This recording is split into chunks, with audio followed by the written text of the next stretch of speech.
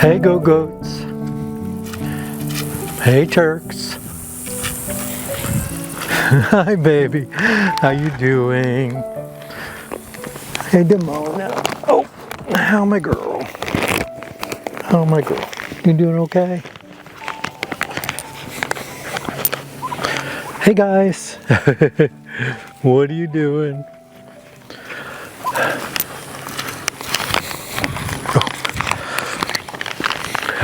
Hi, it's good to see you. I love this time of the year. Now, I realize it's fall, officially, but here in Texas, meteorologically, it still feels like late summer. It was in the upper 80s, mid 80s today, which is fine. I mean, I've really enjoyed it. Oh, I had to go pick up a package at the gate. It's really nice today, but it's not quite fall yet. But that hasn't stopped me from going ahead and making my fall soap, my first fall soap, which I made actually a couple weeks ago. So this video I will be voicing over. I told you all in my last video that I was trying to get started earlier, and I did. And I hear a kitty that's wanting out of her cage. So 1 second, let me get her. Hi, baby. Come on, kitty. Come on, sweetheart. Oh.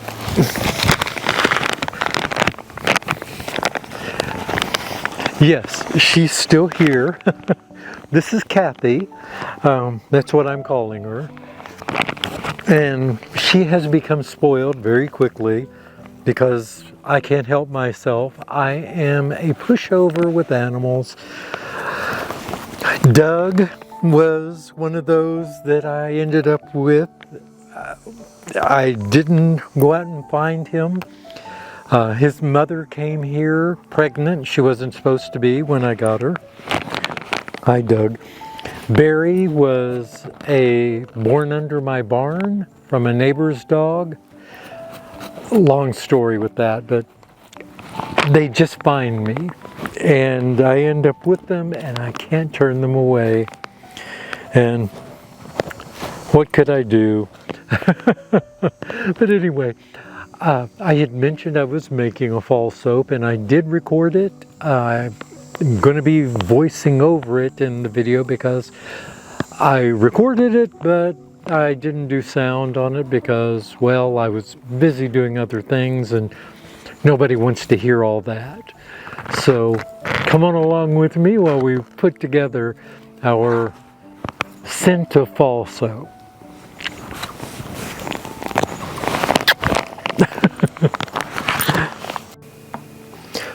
So everything started out going okay. I had my hard oils here in my bucket and was adding in my lye solution. Everything seemed good. I had my goat milk there in the milk container behind the bucket, and over on the left side of the screen I had all of my liquid oils. And of course I'll put on the screen what everything is, but I was really looking forward to this one. I actually had gone out and milked Tina the goat so I could have fresh goat milk. I wanted it fresh from her. She has a very rich, thicker milk.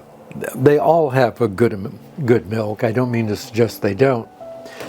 But hers, right now, because she just gave birth, is especially rich.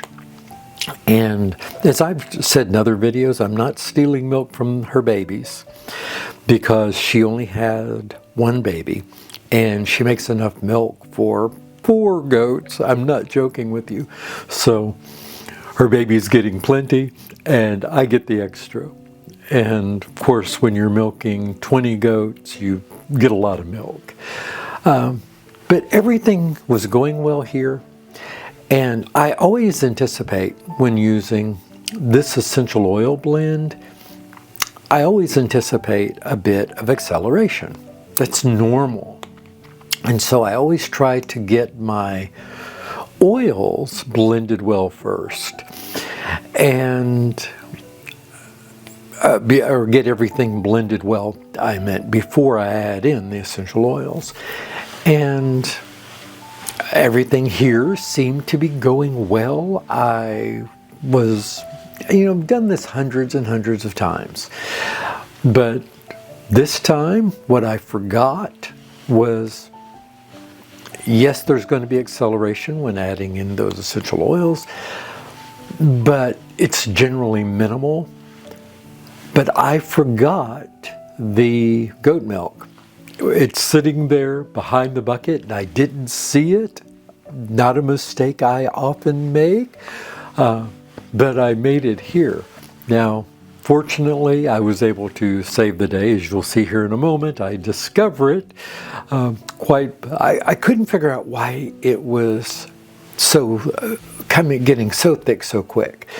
I had it blended well. I wasn't afraid of false trace. It was nothing like that. It was just much thicker, much quicker than normal at this stage. And I just didn't understand it. But I thought, well, I'll go ahead and add in my colorant. I was going to do it in two colors, using this blend here, which is the red clay, turmeric, or I'll put it on the screen. But I had these colors, and then I was going to do turmeric in an oil infusion that I had as a second color. But because it was so thick, I just thought, well, I'm not going to get any swirls with this, so I'm just going to add it all in and hope for the best. And this is where I realized when I moved the bucket, oh, I forgot the goat milk. So I thought, well, I'll go ahead and it needs to be in there, because otherwise this not only would have been a tough soap to get in the mold, but it also wouldn't have been the rich, wonderful soap that my customers have come to love. It needed that milk in it. So I went ahead and added it into the bucket, and I did my very best to get it well blended in. I just got the stick blender out and thought, well, stick blender, not a good idea right now, but I've got to get this well mixed. And so that's what you see here, is me trying to get the goat milk blended in with the oils, and I did. It took a lot of work. As you can see, it just plops into the mold. It really thickened up.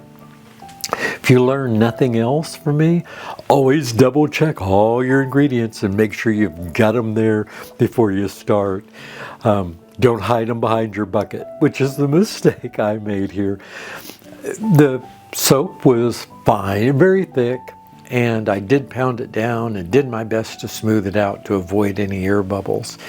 And quite frankly, I was very fortunate in the end. I did have a few small air bubbles, but I was able to fix those quite easily later. But I made enough soap because I was going to do this soap was supposed to go in completely different molds than what you see here. I love these molds and use them for a lot of things, but that's not what this soap was going to be for. It was going to go in individual molds, but because of the way it thickened up like this, I just decided to put it in a mold. So I just grabbed what I had at hand, and I grabbed my Winston Walter slab mold, then my Winston and Walter tall and skinny mold here, and just started plopping it in. And it was at this stage, actually, while putting it in this mold, that I realized it was really starting to thicken up and turning into more of a thick putty. So what I ended up doing was just forgetting the spatula, just using my hands and digging it out and pressing it into the mold, which worked. It got it in there. It was a messy, messy mess. It really was. But hey, sometimes we have to sacrifice for our art, don't we? And these are the leaves that I made using actually a candy mold. I just flashed it on the screen there, but I had made these the day before and didn't film this, but I just did them in 4 different colors. I think the orange was the turmeric and annatto. I had one with cocoa powder. There's red clay and Himalayan clay in the red flowers. And then one had no color in it. I think that's the 3rd one from the top. I'm not real sure looking down. No, there's turmeric. Oh, yeah. Cocoa powder in the dark brown one. The red one's the Himalayan clay and red reef clay. And then the yellow one is the turmeric, and the orange one is annatto and turmeric. There we go. I knew I'd get it. Anyway, it was so much fun. I love making the soaps like this. I generally don't do embeds except at this time of the year, and I think that's why I had so much. That's not why. I didn't have the trouble because of the embeds, but because of the thickness of the soap. The embeds were a bit more of a challenge. So I had to actually go back and press them down so that they would be embedded in the soap, not just sitting up on top. And so that's why I sped it up here, is that there was a lot to do. This turned out to be a much heavier task than I'd anticipated. But this is just me showing the diamond dust that I use. I get that from Patrick Adair Supplies. No relation, different Patrick. But I love using this on my soaps now. It's gone up in price now. I think it's about $40 now for 5 carats. Back when I got this, it was about 1/3 that price, but things are changing in the economy now. But luckily I have about 100 carats of this on hand. I used almost 10 carats of it in this, which by his current pricing would be about about $60 worth, but for me it wasn't nearly that much. But it's worth it. I just love the idea of not having to use, micas.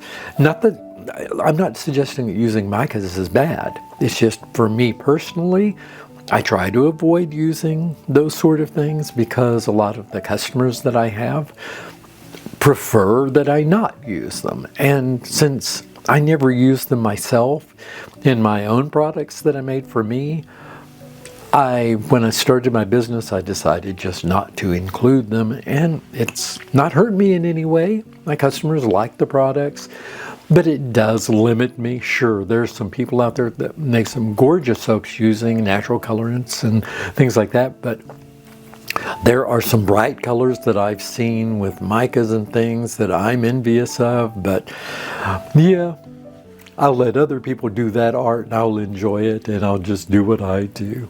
But I want to say again to all of you, thank you so much. Some of you have been supporters for a very long time, and I really appreciate it. And for those of you that are new here, thank you so much for visiting. Hope you'll consider subscribing. If you like the video, give me a thumbs up, and if not, give me a thumbs down. Thank you all very much. I appreciate you. Have a great day, everyone. Goodbye.